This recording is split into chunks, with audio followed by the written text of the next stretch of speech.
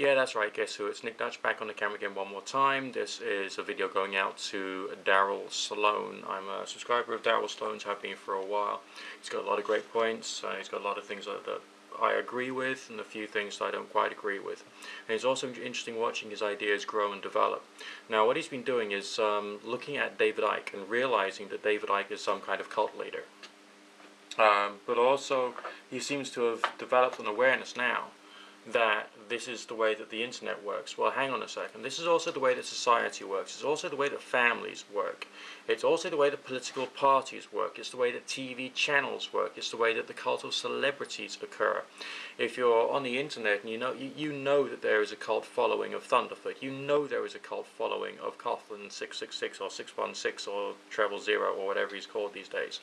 You know that these people have cult followings because people have views and opinions, and they look out for people to corroborate them. Okay, sometimes they look out for different arguments, but they also look out for people to corroborate them. And if there is someone out there who seems to be corroborating a point of view, that can be both good as well as bad, because essentially that person who is corroborating a point of view can also be someone who has the ability to manipulate their audience. Okay, so you may be drawn into, let's say, the Alex Jones channel because he says something about or against the power of the corporations, and most people would have some kind of concern about the power of corporations to affect maybe the will of your president or prime minister, or if your local political parties, or maybe various construction projects which are happening within your city at any particular point in time. And there's lots of other little issues that one could be concerned with as a result of large, powerful organizations. If you think about a large, powerful organization, okay, what do they have? They have the visual, what's it called? A visual identity. That's right, which includes like the logo or their audio logo on their adverts. Have you ever heard the probiotic drink Danone? They got this little logo that goes with it, Danone, and they've chosen like the voice of the individual, which is female, therefore gentle, therefore portraying a message of healing, therefore portraying a message of looking after, taking on that kind of like almost maternal role. It's not a young girl's voice. It's not the voices of some girl in her like very early 20s or in her teens.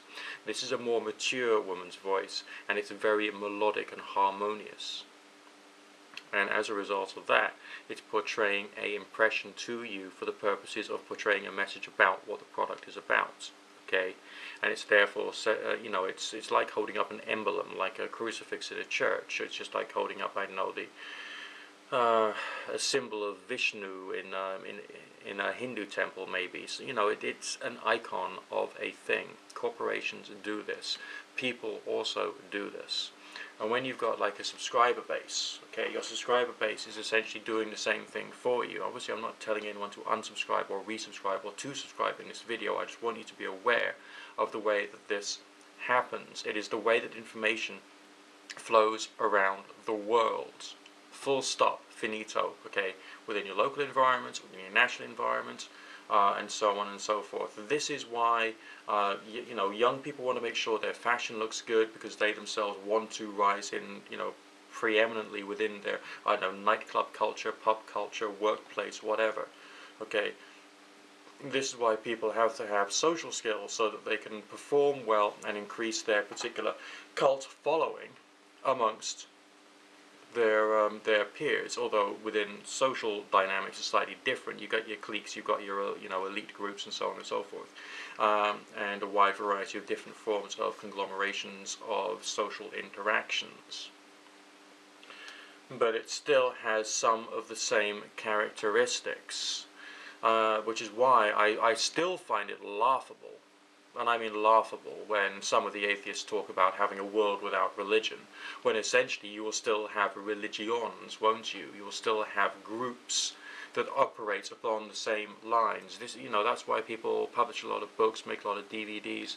That's why Alex Jones is always out there publishing his stuff, always doing his stuff. Thunderfoot's doing the same thing. Also, I'm doing the same thing. Daryl Sloan's doing something similar, although I think he's only just learning how this dynamic actually works. So presumably we can see some even better stuff happening from him in the future. It's a question of being aware that this is the way that information flows around the world. Alright, religions of course exploit this. Alright, political parties exploit this. Companies exploit this. This is nature at work. Alright? And as a human being who's trying to look at this stuff objectively, as if it was from the top down, you got to work out where you stand. That's why people need to use labels and titles for themselves. This is one of the reasons why I eventually gravitated to the title of deist, because it seemed to sum up the fact that I don't have to be a part of any particular group, including the deists. That's right, including them. Because, to be a real free thinker, what does that mean? Come on, what does it mean to be a real free thinker? It means to think totally freely. And if you're thinking totally freely, you're not going to agree with anybody on the face of the planet. Anybody. And anything on the face of the planet. Alright, you got nothing whatsoever. It's a zero level to be a free thinker. Are the followers of the cult of Thunderfoot free thinkers?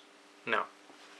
When I do an anti-Thunderfoot video, I get people leaving comments on my videos saying Thunderfoot tells the truth. I mean, that's just like someone who reads a poor quality tabloid saying, if it's in this newspaper, yeah, it's the truth.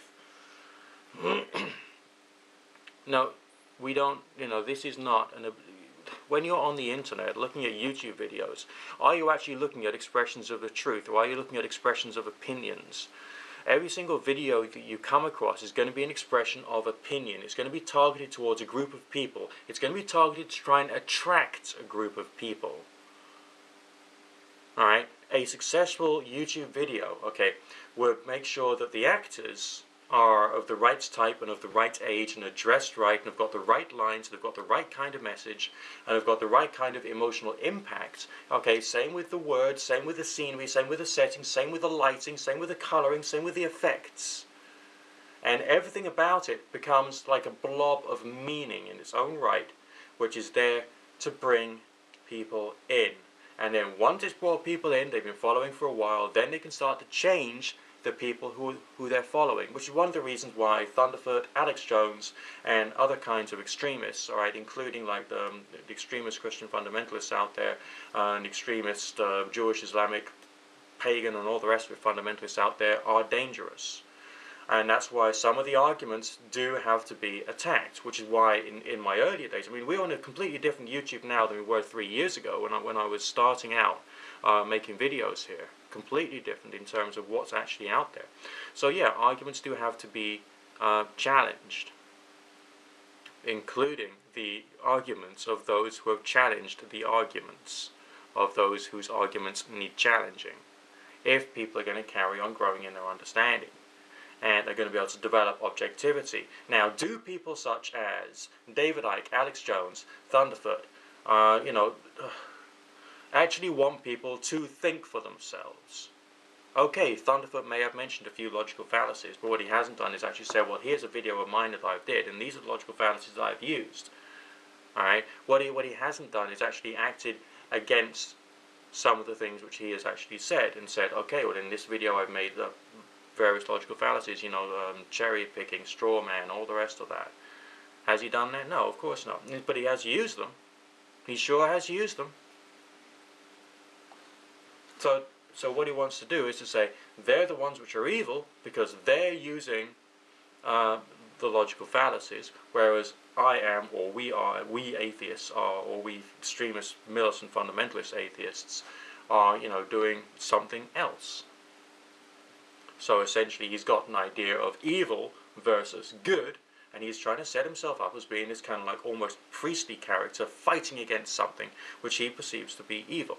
Alright, so there's no real message there of free thought, because if you're entering into a battle, you don't want people to be free thinkers. You want people to have feelings and emotions designed to bring about some particular variety of change. Alright, this is what politicians do, this is what military leaders do, because everything is done in terms of a cult. When I was very young, comparatively speaking, I had the great misfortune to be involved in Amway. and that was run in the same way. You know, there was these great long presentations done in Birmingham NEC, I think it was, and it was a lot of atmosphere, very emotive, and it was designed to put you in an emotional state of mind so you would then go and do something for the company. Of course, they also wanted to sap you dry of every single penny that you've got through buying all the books and the tapes and going to all the functions and telephoning your, upline sponsor all the time. But because they were a business, they knew what they were doing, clever bastards. But they were run in the same way. And this is how a lot of stuff on the internet, full stop, works. Now, I do hope that what I'm doing is trying to not only encourage people to think about the subjects which I talk about in my videos, but also encouraging people to have that certain level of skepticism. Because if I was being your typical New Age pundit, alright, or your typical spiritualist pundit, then I would be doing things which certain other people do here on the internet and do here on YouTube and say, oh, these things do exist, yes. You've got to follow the tradition. You have to, yes. They aren't the kind of people I like, because I don't think they're in favor of helping people to think, to analyze, to break things down and try and see things in perspective. I don't think they're actually helping people to try and understand what any of these phenomena or alleged phenomena are actually about, and to try and learn how to get results. What they're trying to do is they're trying to make people more and more superstitious and more fearful, fear of deities, fear of ghosts, fear of all the rest of it. And that's not intellectually good. That's not morally good. I don't want people to be afraid of demons. I want people to experiment with various different techniques which people have used in various different ways to try and hopefully get forms of strange experiences, so they can then build up an understanding, or possible hypothetical understanding, of how the world might possibly work. It's not a question of trying to control people. It's a question of trying to explain stuff. Which is why I wrote my last article, which I linked to in my previous video. So if you haven't seen that, go back to my previous video, go to the article and read the friendly thing. Okay? So, that's where I stand. The way that cults work is the way that society works. The way that cults work is the way that political parties work, families work. Everything works. But you've got to know how these people do it, so that you can learn to think more objectively, and you don't get sucked in to just doing as you're told, thinking as you're told, feeling as you're told, developing the emotions that you're told to, or you're being primed to do. I mean, I was just appalled with the way I was treated when I was involved in a certain Wiccan group a certain number of years ago, because they exploited this cult mentality to the extreme, and it was actually quite scary, to be quite honest. And no, they haven't got me. A lot of you people out there know what I do and know what I am, so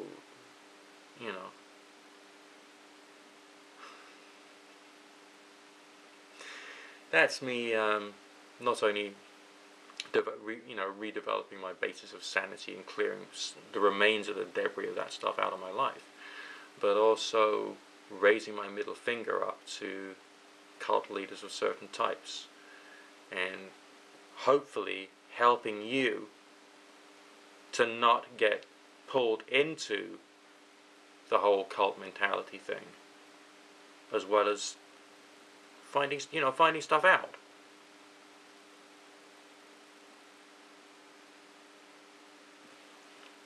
Don't know if that helps you at all or not. But what the heck.